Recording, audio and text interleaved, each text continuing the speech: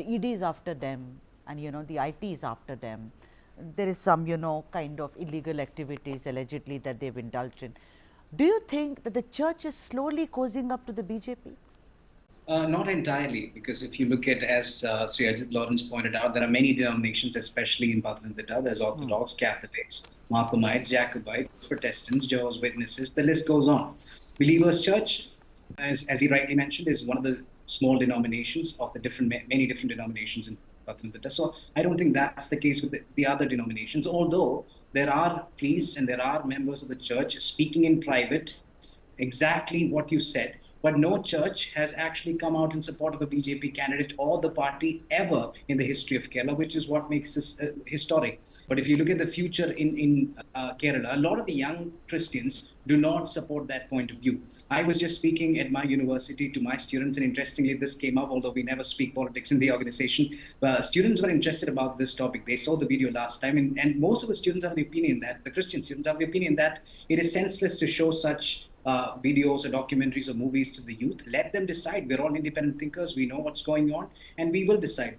And again, when you compare to the past, in the 70s or the 80s, when the church used to come up and say, members, vote for Mr. B, we used to vote for Mr. B. But no, that has changed. Members are independent thinkers. They have independent opinions. They no more vote for a particular party or a person just because the church asked them to do so. And it's interesting also because when I got the call about the discussion, I was actually having a conversation with a person in Pathanamthitta who belongs to the Believers Church.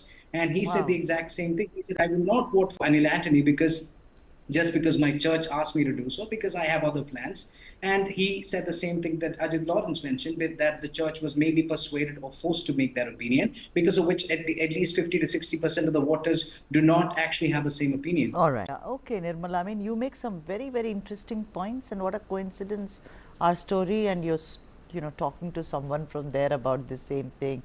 I'm glad that we pick up important stories on this show. Both of you are saying that this is a small church and don't go by the influence that it has. Nirmal, I'm going to give you the last 2 minutes to you. Remember PC George?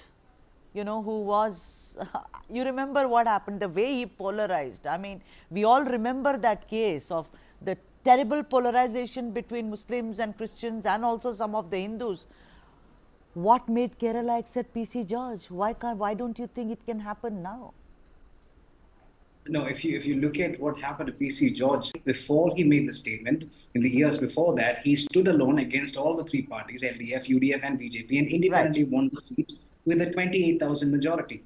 But the minute he decided to open up and say things about the minority groups, such as Muslim groups, he lost the next election miserably. So that's what happened. I think that has to be a lesson in this case. And about Anil Antony and what, his reputation, unfortunately, is tarnished here, because the only reputation Anil Antony had for many Christians here was he was the son of A.K. Antony, who was a prominent figure, not just among supporters of the Congress party, of all people in Kerala.